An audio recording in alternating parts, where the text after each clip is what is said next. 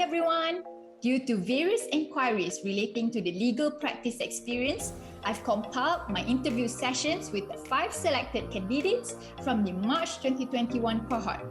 I hope the compilation of interview answers will provide all of you with some insights about what is to be expected in the legal practice experience program. Okay, so can you share with me what have you learned from this LPE initiative in times of COVID-19 pandemic? A lot of the things that people do in practice is actually quite different from what we learn in school. But what we learn in tailors actually do carry forward to practice, in the sense that because we are made to do a lot of research and to go on and learn independently. And that kind of helped me get used to the fact that, you know, when we get into practice, we probably have to do self-learning a lot. In the program, we had like a breakdown of, okay, when a case comes to a lawyer, what do you do? What are the steps that you're supposed to take? And it was very in-depth. Like even when we learned about legal research, we really went into in-depth into what points are you supposed to take. And then when we're writing like written submissions, how is the format supposed to be like for interviewing clients?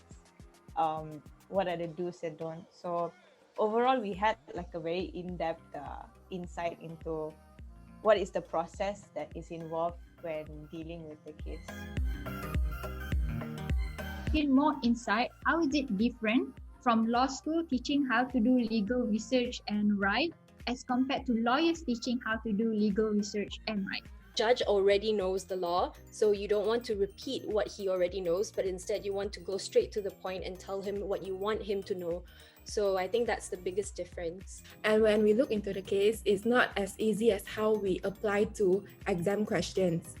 And we need to research more and look deeper into it in order to apply it. When it comes to a real life scenario, it's so difficult to find a case that can sync well with the case before you. But then in like law school, and I guess that's because it's a practice question. What my mentor taught me is find a federal court case, because that is the supreme case. Once the judgment or the saying by that court is stronger than any other courts. So are you satisfied with the LPE experience in times of pandemic? It was quite convenient that it was online and it was 4 hours. So it was just the right amount of time to finish whatever work we have in school and then continue on with LPE. And it was very nicely structured, because each day we had a dedicated session, dedicated topic that we're supposed to learn. And it was also divided in a way where the first 30 minutes is when we are introduced to the topic, and then we have time to explore and like do our own research and then come back and meet our mentor. So for me at least, and some of my friends, to just get really overwhelmed when we see exam questions. But like I think that is to put it in a really colloquial or maybe like blunt way, I think it's a rookie mistake, because a lot of the times like you think that it's so complicated, but it's because you're zooming into it too much. And the LPE experience helped me realize that sometimes you have to take a step back and see the bigger picture before you can understand and actually go and tackle the individual issues in a case.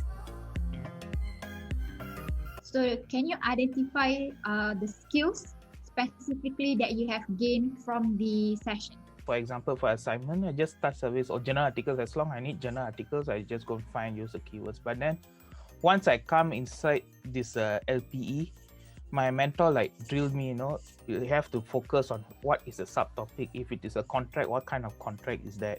It's like what interpretation of contract there is. It court interpretation or the contract interpretation? So this differs a lot. And then it asked me to filter. At let's come example from 10 journal articles, I just need to focus on 2 journal articles.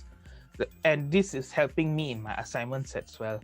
In my written assignments, it's like I excelled in my written assignment recently because of this experience. In school, I tend to try to stay away from LexisNexis if I can, because I find it very different from how I would normally use Google. So I would try to find everything I need on Google or on JSTOR by reading journal articles, and I try to stay away from Lexis. But in LPE, I had to use LexisNexis. The things you actually cannot find online, you have to find it in like a legal research software or platform. Between the duration of 3 to 7, so it means that you don't meet on Zoom continuously 3 to 7. Do you feel that it is still sufficient for you to learn in this LPE session? Wednesday for me in my timetable, I don't have any lessons after 12. So I can just focus on LPE during the 4 hours. 4 hours is sufficient, I would say, to cover the material and also to gain insights from our mentors. It works because it allows me to just gather all the questions that I have, then ask them in one go, and he can answer all of them. Good to know, because I was quite worried if 4 hours a week is actually sufficient. I think it's good to know from student perspective that even though it's 4 hours per week, it's still sufficient. You still can learn and you don't feel you're being micromanaged. So it shows that you guys can still be independent. So with regards to the learning instruction, are you exposed to BM or English?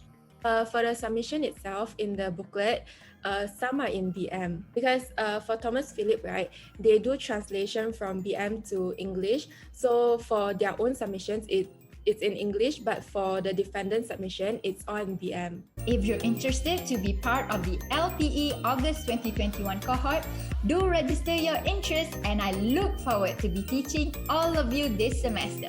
Goodbye!